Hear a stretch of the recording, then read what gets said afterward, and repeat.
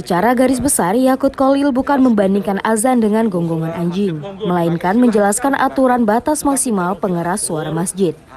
Berikut tayangan lengkapnya. Kemarin kita sudah terbitkan surat edaran pengaturan, kita tidak melarang masjid, musola menggunakan toa, tidak. Silahkan, karena kita tahu itu bagian dari syiar agama Islam, ya. Tetapi ini harus diatur tentu saja. Diatur bagaimana volume speakernya, itu toanya itu nggak boleh kenceng-kenceng, 100 desibel maksimal.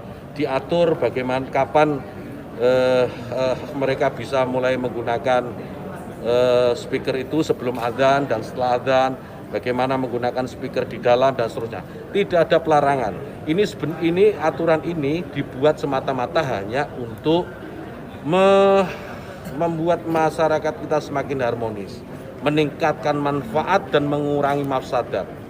Jadi menambah manfaat dan mengurangi ketidakmanfaatan.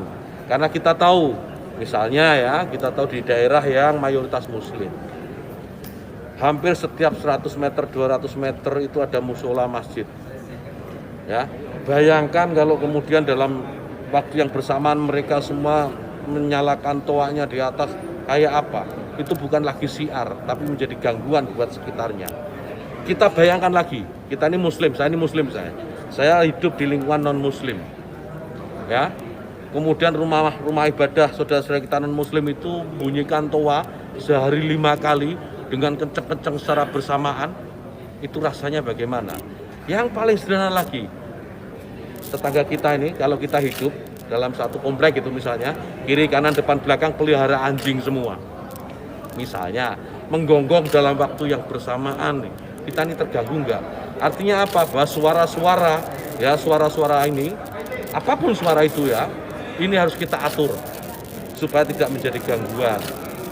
Ya, speaker di musola masjid monggo dipakai, silahkan dipakai, tetapi tolong diatur agar tidak ada yang merasa terganggu, agar niat menggunakan toa, menggunakan speaker sebagai sarana, sebagai wasilah untuk syiar, melakukan syiar tetap bisa dilaksanakan tanpa harus mengganggu mereka yang mungkin tidak sama dengan keyakinan kita.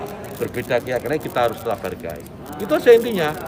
Jadi saya kira dukungan juga banyak atas ini, karena di alam bawah sadar kita kan pasti mengakui itu. Kawan-kawan wartawan ini juga pasti merasakan itu, bagaimana kalau suara itu tidak diatur pasti mengganggu.